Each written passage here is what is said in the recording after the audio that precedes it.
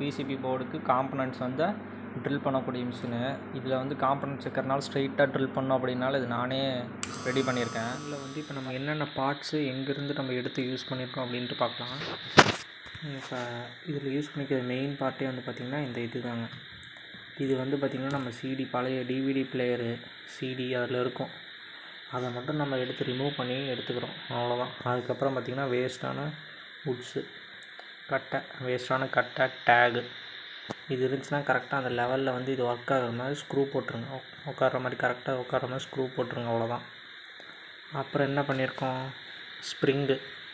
இந்த ஸ்ப்ரிங்கு வந்து பார்த்திங்கன்னா நம்ம பால் பாயிண்ட் பெனில் வந்து கீழே மேலே ப்ரெஸ் பண்ணால் வந்து கீழே நிப்போ வரும் இல்லைங்க, அதில் இருக்க ஸ்ப்ரிங்கை தான் யூஸ் பண்ணியிருக்கோம். 2 ஸ்ப்ரிங்கு, ஒரு ஸ்ப்ரிங் வந்து கீழே போயிட்டு வரத்துக்கும் இன்னொரு ஸ்ப்ரிங் வந்து பார்த்திங்கன்னா மேலே இழுக்கும், அவ்வளோதாங்க.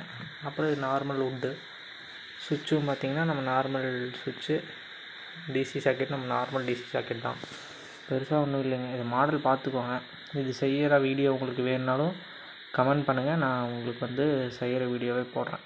19 வோல்ட்டு டிசி சப்ளையில் ஒர்க் ஆகும் சுவிட்ச், அதுக்கு கண்ட்ரோல் சுவிட்சு. அப்புறம் இது பார்த்திங்கன்னா இப்போ பாருங்கள், நான் ட்ரில் பண்ணி காட்டுறேன் உங்களுக்கு, பாருங்கள்.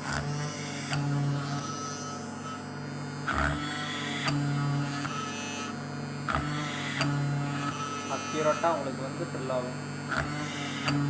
எந்த இடத்துல ட்ரில் வேணுமோ அந்த இடத்துல ட்ரில் கொஞ்சம் நீட்டாக பண்ணிடலாம். திருப்பி அதே ஹோலில் தான் போகும், உங்களுக்கு ஆங்கிள்லாம் மாறி உட்காராது. ஒன்ஸ் ஒரு தடவை நம்ம வச்சுட்டோம் அப்படின்னா அதே ஹோலில் தான் எத்தனை தடவை நீங்கள் பண்ணாலும் கரெக்டாக உட்காரும், ஆங்கிள் ஷேக்கெல்லாம் ஆகாது.